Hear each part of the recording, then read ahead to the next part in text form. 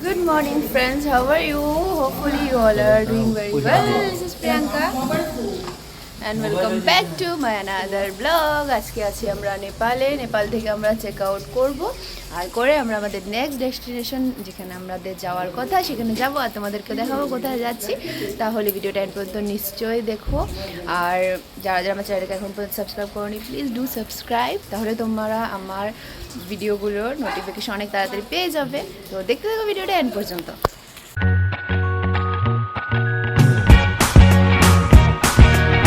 এখন ফ্রেন্ডস আমরা একটু ব্রেকফাস্ট করে নেবো, কেননা সকাল বাজে হলো 8টা আর আমরা এখন পর্যন্ত কিছু খাইনি। তো খালি পেটে জার্নি করলে আবার শরীর খারাপ করতে পারে, তার জন্য আমরা এখানে চলে আসলাম সবাই। ব্রেকফাস্ট করে আমরা সবাই ট্রেকারে গিয়ে বসলাম। এখান থেকে আমরা সোজা চলে যাবো বর্ডার। দেখতে পাচ্ছ বাইরে কি প্রচন্ড পরিমাণে বৃষ্টি পড়ছে। এখান থেকে বর্ডার পর্যন্ত সেম আবার 50 রুপিস করেই ভাড়া লাগছে আমাদের জনপ্রতি করে।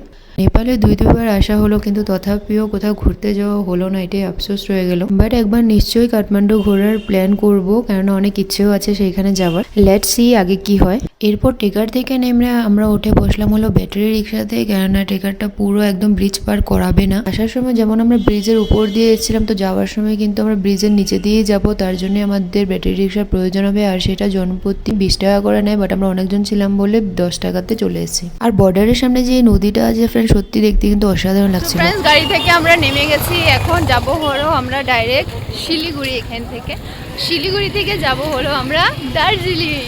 ইয়েস ফ্রেন্ডস, আমাদের নেক্সট গন্তব্য হলো দার্জিলিংয়ের। তো আমরা সব ফ্যামিলি মিলে দার্জিলিং যাবো। আর দেখতে পারছো বৃষ্টি পড়ছে, জানি ক্যামেরাতে তো বোঝা যায় না, বাট বৃষ্টি পড়ছে। আমরা যখন থেকে বেরোচ্ছি তখন থেকে বৃষ্টি পড়ছে, এখনও কমার নাম নেই। তো চলো যাই। আর দেখতে পাচ্ছ নেপালের এই জায়গাটা বর্ডারে যেখানে আমরা নেমেছি, পানি ট্যাঙ্কি বলে নাকি না, শিওর জানি না, অ্যাকচুয়ালি পানি ট্যাঙ্কি হতে পারে। অনেক সুন্দর লাগছে জায়গাটা, অনেক বিউটিফুল জায়গা দেখতে পাচ্ছ।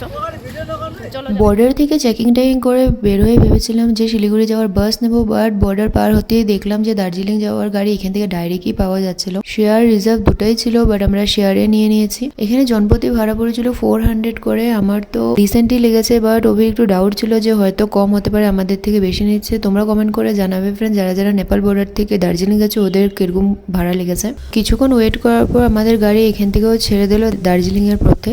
আর অনেক সুন্দর সুন্দর টি গার্ডেন এন্ড সিনারির মজা নিতে নিতে আমরা এগিয়ে চলছিলাম। লাস্ট টাইম যখন আমরা এনজিপি থেকে গিয়েছিলাম তখন গিয়েছিলাম হলো অন্য রুট দিয়ে, এখন আমরা যাচ্ছিল দুধিয়া পানির রাস্তাটা দিয়ে। এই রাস্তাটার সৌন্দর্যও কিন্তু দেখতে একটু আলাদা ফ্রেন্ডস। আমার ইচ্ছে ছিল এবার অন্য একটা রাস্তা দিয়ে যাওয়ার, এন্ড হোপফুলি নেপাল বর্ডার থেকে গাড়ি পাওয়াতে আমার সেই ইচ্ছাটাও পুরো হয়ে গেল। ড্রাইভার এখানে আমাদেরকে রাস্তা এবং সাইট সিনের বিষয়ে বোঝাতে নিয়ে যাচ্ছিল। আর এই যে রাস্তাটা দেখছো ফ্রেন্ডস, এখান দিয়ে মিরিকের রাস্তা। প্রথমে আমাদেরকে ড্রাইভার বলেছিল যে মিরিক হয়ে যাবার, বাট ওই সাইডে গেলে আমাদের কস্টটা একটু বেশি পড়ে যায়। প্লাস আগামী 2 দিন আমাদের আরো অন্যখানে যাওয়ার, এক্সপ্লোর করার অনেকই প্ল্যান আছে, তার জন্য আমরা রিস্ক নিয়ে ওই সাইডে যাবার। আর এইখান থেকে শুরু হচ্ছিল ফ্রেন্ডস আমাদের পাহাড়ে ওঠার জার্নি। অ্যান্ড বিলিভ মি, যতটুকু আমাদের মজা লেগেছে এনজিপি হয়ে যে রাস্তাটা যেতে, মানে গেলোবার যে রাস্তাটাতে গিয়েছি সেই রাস্তাটা দিয়ে যাওয়ার যে মজাটা ছিল, এইখানের মজাটা একটু আলাদা আর একটু অন্যরকমই, অনেকই সুন্দর। এখানেটাও ফালানোর মতো না, দুটোটাই আমার চোখে একই সমান সৌন্দর্য লাভ করেছে।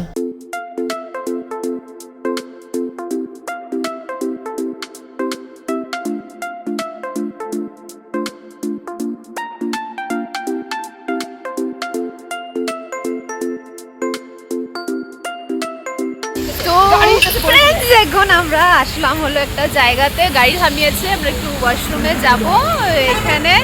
আর ওয়েদারটা দেখতে পাচ্ছ কতটা ফগি হয়ে আছে, আমার চুলের অবস্থা নেই। অনেকই ভালো লাগছে যে আমরা এনজিপি থেকে যে রাস্তাটা দিয়ে এসেছিলাম বলেছি তোমাদেরকে, তো এখন এই রাস্তাটা নেই, এখন আমরা অন্য রাস্তা দিয়ে যাচ্ছি। আর এই দেখো ছোট্ট মিনি লাইন, টয় ট্রেনের লাইনগুলো।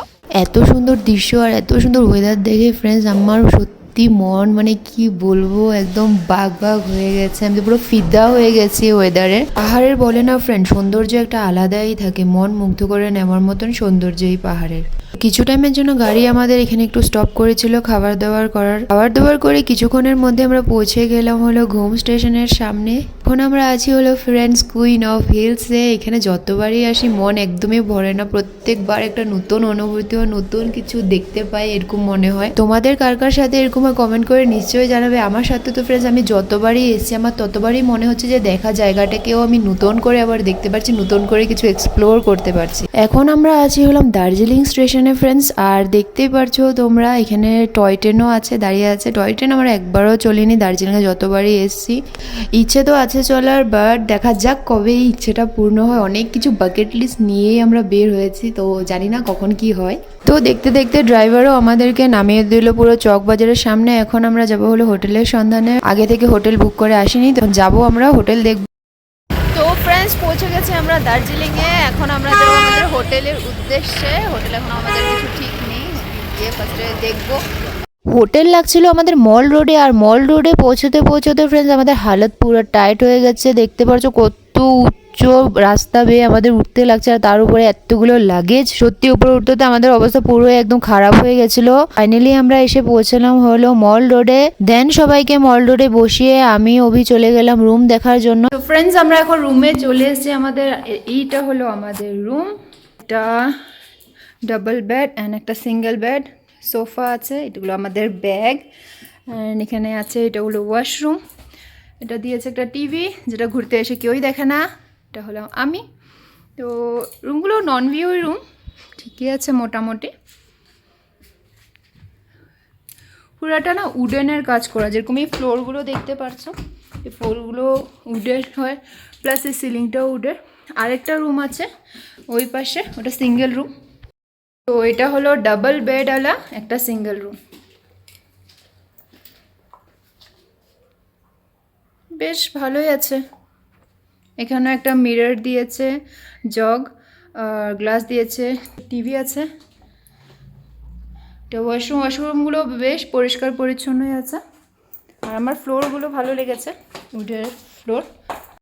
এখন ফ্রেন্ডস আমরা যাবো একটু মেলে আবার খাওয়া দাওয়া করতে, কেননা সকাল থেকে একটুকু ভাত পেটে যায়নি, টুকিটাকি খেয়ে খেয়ে এসেছি। অনেকই খিদে পেয়েছে, আর হোটেল খুঁজতে খুঁজতে আমার মাথা অনেকই খারাপ হয়ে গেছে, তো অনেক খিদে পেয়েছে।